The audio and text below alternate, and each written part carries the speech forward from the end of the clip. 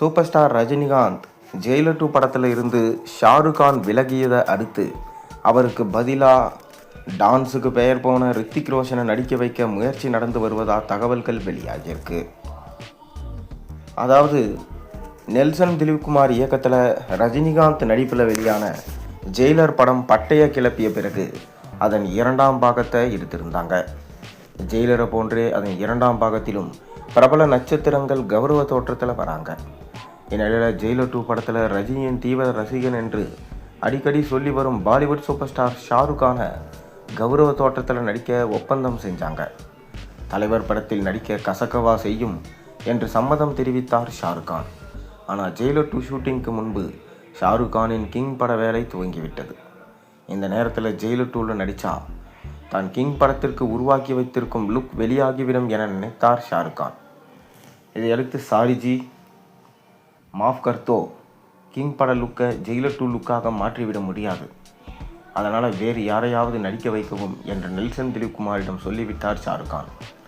ரஜினிகாந்த் பட வாய்ப்பு போச்சே என்கின்ற வருத்தம் இருந்தாலும் தன் கிங் படம் மூலமாக முக்கியத்துவம் என்பதால் ஆறுதல் அடைந்தார்.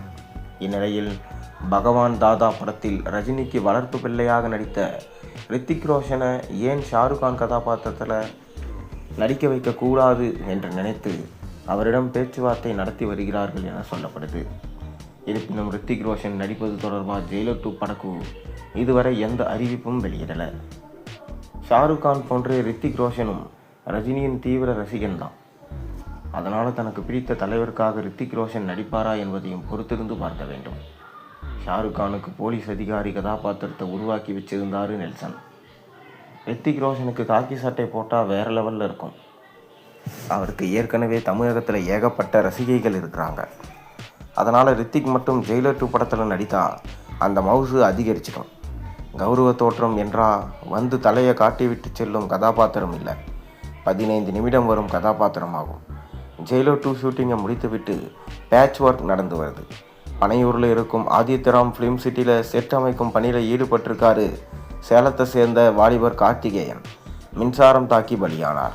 28 வயதான கார்த்திகேயன் இறந்த செய்தி அறிந்த சினிமா ரசிகர்கள் அதிர்ச்சி அடைந்தாங்க. ஜெயிலர் 2 படத்தை செப்டம்பர் மாதம் ரிலீஸ் செய்ய திட்டமிட்டிருக்காங்க. 2வது முறையாக ரஜினியுடன் சேர்ந்து படம் பண்ணியிருக்கிறார் நெல்சன். இதனையடுத்து 3வது முறையும் சூப்பர் ஸ்டாரை வச்சு படம் இயக்கும் வாய்ப்பு அவருக்கு கிடைச்சிருக்கு. KHRK என்று அழைக்கப்படும் அந்த படத்தில் ரஜினி மட்டுமல்ல, கமல்ஹாசனையும் இயக்கப் போகிறார் நெல்சன். தன் படத்தின் ஹீரோ யார் என்று சொல்லாமல் சஸ்பென்ஸாக வச்சிருக்கார். இந்நிலையில் தலைவர் விண்வெளி நாயகனை இயக்க நெல்சன் திலீப்குமாருக்கு 70 கோடி சம்பளம் பேசப்பட்டிருக்கான்.